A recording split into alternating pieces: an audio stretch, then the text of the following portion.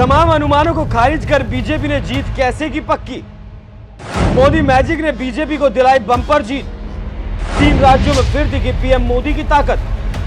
मोदी का जलवा ऐसा कि बीजेपी को जीत मिली 3 तरफा। बीजेपी की जीत ने आखिर क्या संदेश दिया। देश की गारंटी एक ही है, मोदी की गारंटी, और बाकी सब ढपोरशन।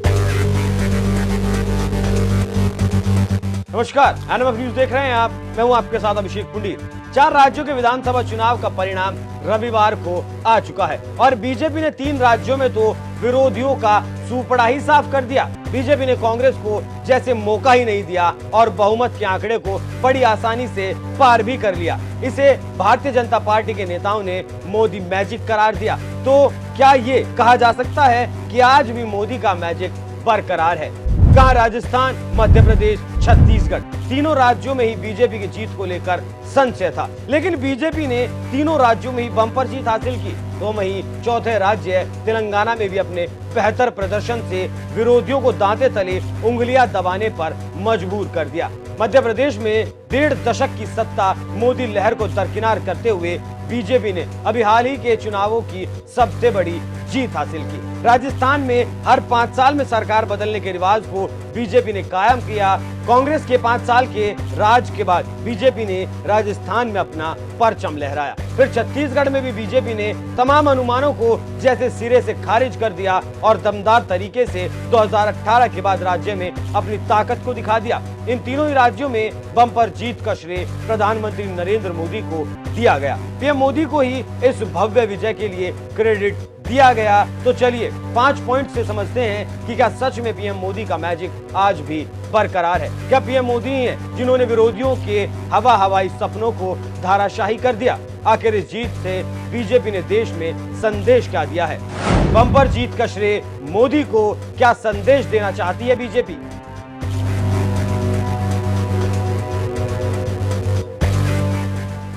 पहला संदेश, मोदी है तो मुमकिन है।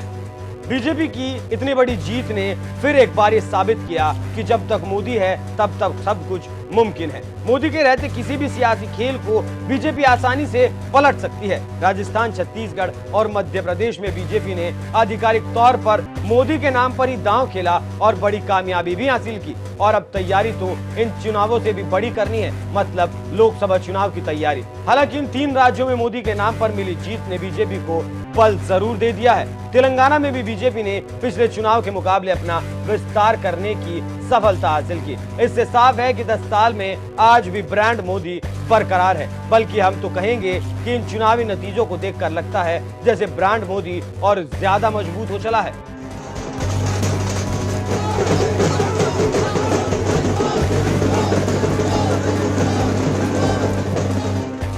दूसरा संदेश, महिला आधारित कल्याणकारी योजनाओं की पूछ।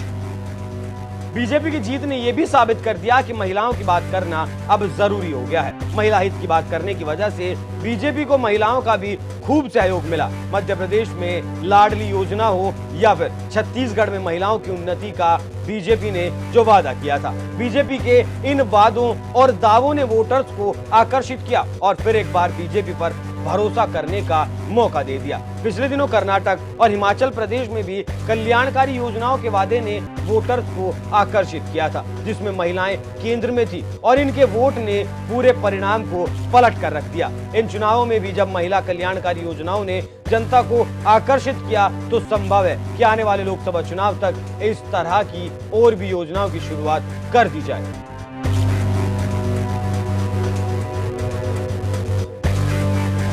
तीसरा संदेश, जाति न पूछो वोटर की।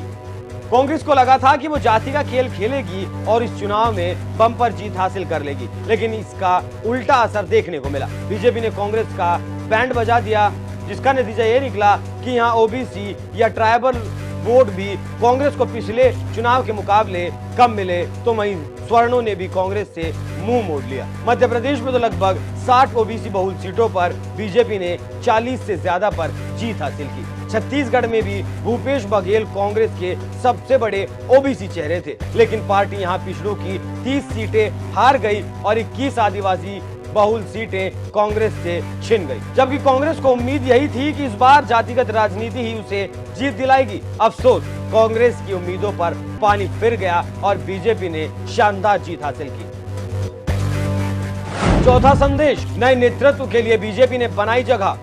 बीजेपी ने यह चुनाव इस अंदाज में लड़ा है कि पिक्चर को क्लियर ही नहीं किया। वैसे भी बीजेपी सीएम चेहरे को छिपाकर ही चुनाव लड़ती आई है। चुनाव में जीत या हार के बाद ही बीजेपी सीएम चेहरे का खुलासा करती है, तभी नए नेतृत्व के लिए जगह बन पाती है। इन चुनावों में जीत से यह संदेश भी गया कि अब तीनों में से किसी भी राज्य में नए नेतृत्व के रास्ते खुल गए हैं। मध्य प्रदेश में प्रहलाद पटेल, नरेंद्र सिंह तोमर, कैलाश विजयवर्गीय, ज्योतिरादित्य सिंधिया जैसे नामों की चर्चा चल रही है। वहीं राजस्थान में वसुंधरा राजे, गजेंद्र सिंह शेखावत, बालकनाथ और अर्जुन राम मेघवाल के नाम की भी चर्चा है। वहीं कांग्रेस में तो कई नेताओं के सियासी सफर पर ही इस हार ने ब्रेक लगा दिया है। मध्य प्रदेश में कमलनाथ और दिग्विजय सिंह जैसे कद्दावर नेताओं को अब शायद आगे कोई मौका ना ही मिले। वहीं अशोक गहलोत के लिए भी ये अंतिम चुनाव था, उनकी भी सियासी पारी का अंत ही समझिए। पांचवा संदेश, दक्षिण में भी बीजेपी की पैठ बढ़ी।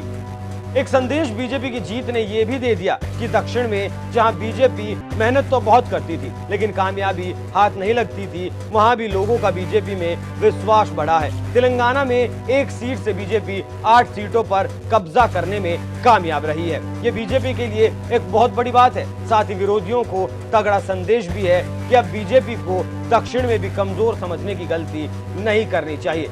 लेकिन एक संदेश साथ ही ये भी गया तेलंगाना में कांग्रेस की जीत से कि कांग्रेस का दक्षिण में किला भेद पाना अभी भी इतना आसान काम नहीं है। लेकिन संभव है जल्द ही बीजेपी दक्षिण में भी मुख्य विपक्षी पार्टी के रूप में खुद को विकसित कर लेगी। और ऐसा इसलिए कहा जा रहा है जिस हिसाब से बीजेपी दक्षिण में मेहनत कर रही है और उसका नतीजा भी उसे मिल रहा है। आप इस पूरी खबर पर क्या राय रखते हैं? अपनी राय हमें कमेंट कर जरूर बताएं। नमस्कार।